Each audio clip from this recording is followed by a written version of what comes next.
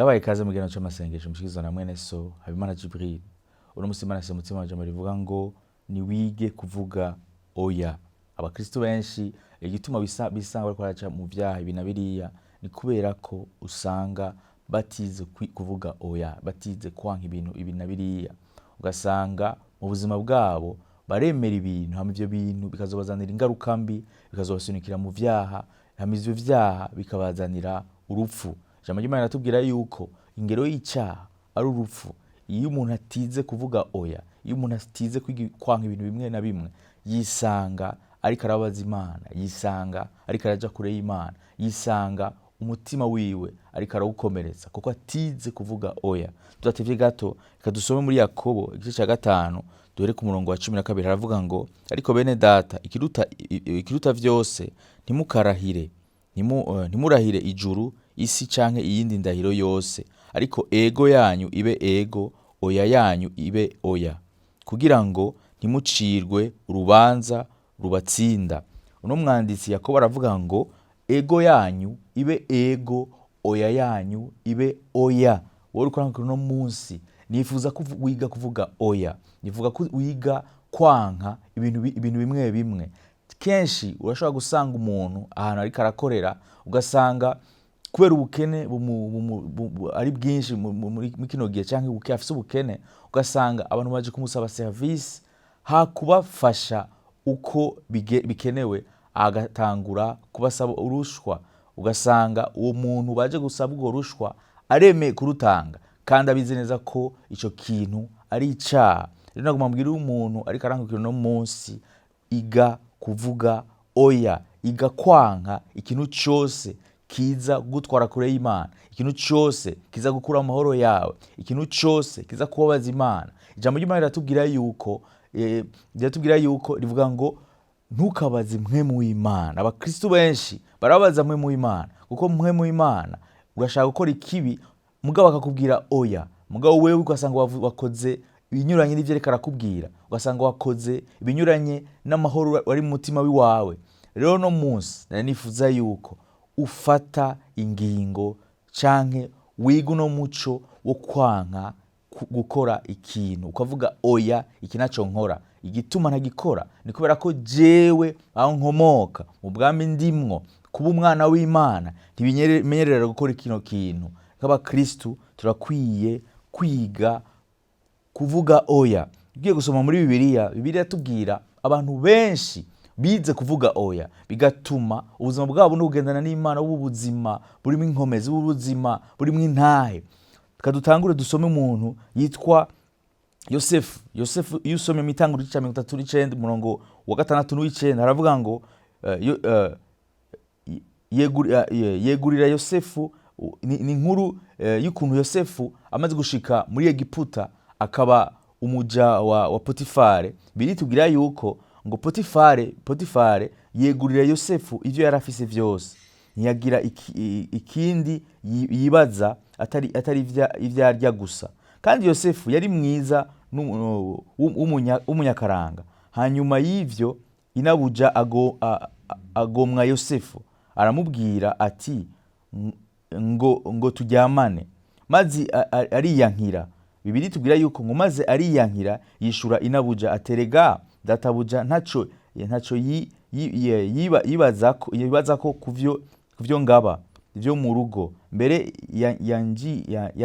yanjeje ivyo afise vyose, nta wunduta muri uru rugo, kandi ntaco yisigarije ngo akinyime atari wewe, kuko uri umugore wiwe. None noshobora nte gukora icaha kingana gutyo ngacumura ku Mana?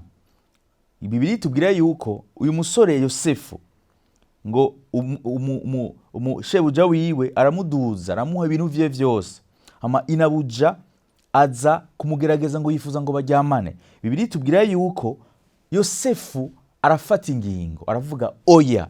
Ntiyaravye ingaruka z'ico kintu afashe, ntiyaravye ingaruka yuko kwanka agize, mugabo yavuga ngo jewe sinifuza gucumura ku Mana yanje. Ese icoma uriko urankira no munsi ukiga kuvuga oya, kuko oya izotuma mu mutima wiwawe wama urinzwe, wama uri mu nzira nziza n'Imana, ntacyo bitwaye ico iyo oya izogushikanako. Mugabo ikintu cambe ukiye gushira ku mutima wawe nuko oya yawe igihe uri mu nzira y'Imana, Imana irateba ikakurenganura. Ugiye gusoma ubanda kino gisomwa usanga Yosefu Imana yaramurenganuye, imukura kuba umuja, imuduza kuba umushikirangoma wa mbere muri ico gihugu. Aba havuye umwami hasubirawe. Wore kwankuru no munsi ukwiye kwiga kuvuga oya. Nimba Daniel yarabishoboye akanka gusambana na inabuja, nuko nawe ubishoboye. Ushobora kurangurira no munsi aho ukorera databuja wawe canke umukoresha wawe akifuza kugusambanya kugira ngo akuduze kuvyo uri kurakorerako, kuvyo aho akazi ukoreramwo akuduze poste, ukwiye kuvuga oya. Ntaco bitwaye ico biza kugutwara. Igikomeye nuko udacumura ku Mana yawe, nuko uguma urinda amahoro y'umutima wawe. Kadusome kandi iyindi nkuru y'umuntu yitwa Daniel. Daniel yashitse ahantu mu gihugu, ico gihugu yagiye nk'inagano. Ashitseyo yari nawe nyene yari ameze nk'umucakara, yari ameze nk'umu esclave. Ijambo ry'Imana tubwira yuko ngo umwami ashingira Daniel nabo bari kumwe, abashingira ibyo bazofungura. Ijambo ry'Imana tubwire yuko Daniel, dusomye ku murongo gice ca mbere umurongo wa 11 gushika ku murongo wa 15 havuga ngo nuko Daniel aca yinginga umubwiriza uwo mukuru w'inkone yashizweho kuraba Daniel na Ananiya na Mishayeli na Azariya, ati ndakwinginze utugerageze twebwe abasavyi bawe iminsi 10, baduhe indya z'isoromano abe arizo turya. Uko urasoma ngaha munsi usovye naho hejuru urumva ko Daniel yafashe ingingo zo gutarya izo ndya z'ibwami, kuko izo ndya z'ibwami zari indya baba baterekeye ibigirwamana, zari indya baba bagiriye ko imigigwa. Daniel aravuga oya, izo ndya ntazondya. Ugiye gusoma mu nyuma uzosanga Daniel amaze kwanka, mu nyuma havuye atona, mu nyuma havuye aba umuntu yishikira imbere y'umwami, mu nyuma havuye aba umuntu aciye ubwenge. Wori kurangurira no munsi ukiye kwanka ikintu cyose gutwara imbere y'Imana, gutwara kure y'Imana. Ushobora kuri ku kazi, ushobora kuri kwishure, vuga oya. Aho mwigana ko arakubwira ngo umutrishe, vuga oya. Iga kuvuga oya, iga kwanka ikintu cyose cyoza gutwara kure y'Imana. Ntacyo bitwaye ibyo urakoramo byose, ntacyo bitwaye akazi uri kurakoramo byose, ntacyo bitwaye aho uri hose, ukwiye kwiga kuvuga oya. Hari abandi bantu muri bibiri tubwira muri Daniel gice cya 3 umurongo wa 16 gushika ku murongo wa 18, ni inkuru ya Shadraka, Meshaki na Abedinego. Baranse gufukamira ikigwamana, baravuga ngo, babwira umwami bavuga ngo twebwe ntidufukamira ico kigwamana, bavuga oya ntitugishe kifukamira. Naho Imana yacu todukiza, turazi yuko turazi Imana dusenga. Bavuga ngo Shadraka, Meshaki na Abedinego bishura umwami Nebukadineza bati ntiturinda kugira ico tukwishura kuri iryo jambo. Asangwa ariko bimeze, Imana yacu dusavye ishobora kudukiza muri iryo tanure ry'umuriro uhinda, kandi ntiyobura kudukiza mu kuboko kwawe mugenzi. Ariko naho bitoba bityo, umenye mugenzi ko tutosaba Imana zawe canke ngo dusenge ico gishushanyo cy'izahabu wahagaritse. Yabano bantu baranka gufukamira ico kigwamana, baravuga oya, twe turazi Imana yacu, twe dufukamira Imana yacu yonyene, dushobora gufukamira ico kigwamana. Nawe uri kurangurira no munsi ukiye kwiga kuvuga oya. Ntaco bitwaye consequence canke ingaruka zokurikira oya yiwawe. Mugabo ukwiye guhagarara nk'umukristo, ukwiye guhagarara nk'umuntu yizeye Kristo, ukavuga oya muri vyo uri kurakora, ukareka amanyanga, ukiga kuvuga oya.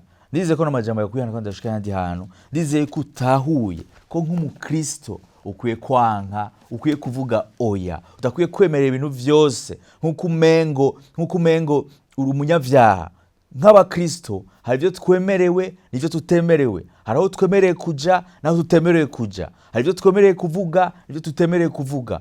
Nk'umukristo ukwiye kuba uri umuntu ari discipline, ukwiye kuba uri umuntu afise uko abayeho nk'uko ijambo ry'Imana ribitubwira. Ushaka kurangurira mu no mwanya rero ukaba umaze igihe ufata ingingo zitari zo, wama wemera ibintu, haraza umuhungu akakubwira ngo muryamane mukaryamana, haraza umukobwa akakubwira ngo muryamane mukaryamana, haraza abagenzi bakakubwira ngo muje kwiba ukemera, hari abagenzi bakakubwira ngo muje kunywa ibiyayuramutwe aja kunywa ibiyayuramutwe, uri imboregwa, uri umusambanyi, kubera ko ingingo wamufata wama wisanga wavuze ego mu canya cyo kuvuga oya. Uno musi rero uyu n'umwanya wawe wo gufata ingingo, wo kuvuga ngo ubwere no munsi singiye kwemera ikintu cyaco cyose kintwara kure y'Imana, singiye kwemera ikintu cyaco cyose kisunikira kure y'Imana. Nagomba tugufashe gusenga, mugo nawe ukwiye gufata ingingo, ukwiye gufata ingingo yo kwihana, kuvuga mwami mbabarira, igihe cyose nakoze ivyo nshaka, nivyo nari nkijijwe, mugabo nakoze ivyo nshaka. Fata ukuboko kwawe ushire ku mutima wawe, hama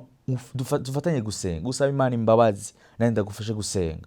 Data mbiza ndakorese n'umuntu akarangurikirana mwami, mw'izina rya Yesu Kristo Papa, ndamusenge data mwiza, yatahuye data mwiza yuko amaze igihe mwami yifatira ingingo uko ashaka, amaze imisi mwami agenda uko ashaka, none umunsi mwami aratahuye ko akwiye kuvuga oya, ko akwiye kwanga ibintu bimwe na bimwe bimutwara kure yawe. Ndamusengeye data mwiza rero mu inkomezi, ijambo ryaravuga mwami ngo nushire muri twe kugomba no gushaka mwami. Ndasenze data mwiza ushire mu kugomba no gushaka ko kwanka bimutwara kure yawe, umushire mu mutima wari muri Meshake, Shadrake na Abednego, umushire mu mutima wari muri wewe Kristo Yesu, umushire mu mutima mwami wanka mwami kwivanga, mw'izina rya Yesu Kristo. Urakoze atameza ko umugire neza, urakoze atameza ko urugenderera umuntu mwami, urakoze atameza ko umubohoye mwami asanga uri kagendera mu vyaha mwami. Ndamusengeye mw'izina rya Yesu Kristo Papa, umukure muri vyaha, umukure mu iyo nyota y'akaboregwe, umukure muri iyo nyota mwami y'ibiyayuramutwe. Ndasengeye no muntu mwami, umukuremo mwami inyota mwami yo kwama mwami ajya ibiturire, mwami yo kwama mwami atanga ibiturire. Ndasenze mw'izina rya Yesu Kristo mwami ushire mu muntu akarangurikirana mwami umutima wo kuvuga oya siniyanduza, umutima wo kuvuga oya sinkora ibinyuranye ijambo ry'Imana rimbwira, oya sinza kubabaza mwe muyera. Urakoze atameza ko ubagendereye mwami, urakoze atameza ko ubakozeko, urakoze atameza ko ubundi buzima bwabo, urakoze atameza ko ugiye kumva intaye kuri Imana ikiza, kuri Imana ibohora. Imizi Yesu ndavyizera. Amen, amen, amen. Ushobora kurikira muri no mwanya mugabo ukaba ufise ingwara, uragwaye ahantu mugabo wizera ko Kristo ashobora gukiza. Ijambo ry'Imana iratubwira muri Yohana igice ca 11 kumuragora ku murongo wa 40, Yesu arabwira umuntu yitwa Marita, aramubwira ngo sinakubwiye ko wizeza kubona ubwiza bw'Imana.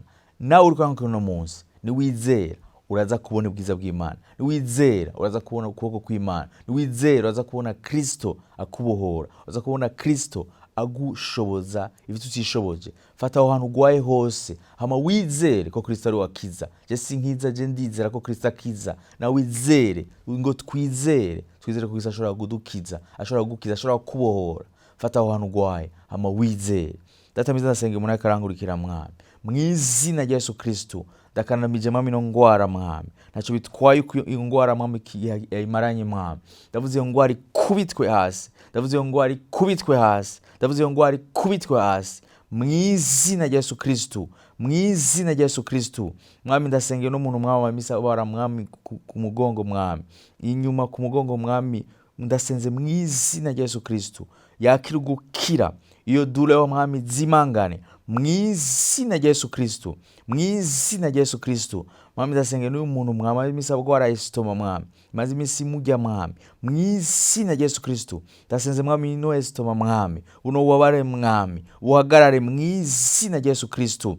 Ijambo yaratubwira mwami bw'imishago twakiza ingwara, urakoze mwami kumukijije mw'izina ryawe rya Yesu Kristo. Ndasengeye no muntu mwami ariko arangurikirana mwami amaze imisi mwami yiyaga umubiri wose mwami nkuko umenga intozi ziko ziramujya. Ndasenze mw'izina rya Yesu Kristo ubwo bubare bwose buzimangane mw'izina rya Yesu Kristo, ko kuribwa guhere mw'izina rya Yesu Kristo. Urakoze atameza ko umukijije, urakoze atameza ko umuruhuye, urakoze atameza ko uyerekanye. Ndasengeye no muntu mwami adashobora mwami gutambuka neza mwami, aguma babara ku mavi mwami. Ndasenze mw'izina rya Yesu Kristo ubwo bubare bwo ku mavi buhere, ubwo bubare bwo ku mavi buhere mw'izina rya Yesu Kristo. reka maguru yamere neza mu izina rya Yesu Kristo, mu izina rya Yesu Kristo. Data mwiza, urakoze kumukijije, kuzatumiza kumubohoye. None ndasengeye n'umuntu mwama amenyo mwama mujya mwami, umenga mwami mubijigwa gumava amaraso kandi akababara. Ndasenze mu izina rya Yesu Kristo, ndamusengeye mu izina rya Yesu Kristo, umukize mwami no muntu mwami, ubwo bubabare mwami buzimangane, ubwo bubabare mwami buhere mwami. Urakoze atameze ko rubagendereye. Ndasengeye n'umuntu wese mwami, ntavuze mwami mugabo agwaye, akoze agwaye, urakoze mwami kumukijije, mu izina Yesu ndabise ndavyizera. Amen, amen, amen. Ndizeye yuko rino jambo yakuyana gushika nandi hantu, ndizeye yuko nano masengesho yagufashije, ndizeye ko no masengesho yakuyana gushika nandi hantu. Ukaba ufise ikibazo cyangwa ufise intahe, twandikire kuri iyo nimero igumi cyaho hasi, utubwire intahe zawe. Tumaze kumva abantu benshi badushingira intahe ko Imana yabakijije, ko Imana yababohoye aho bari bagwaye. Nawe urashobora kudushingira intahe, tukashishikara twizera kandi tubona ivyo Imana irakora. Naho butaha mu kindi kiganiro nk'aya mango, Imana ibane nawe.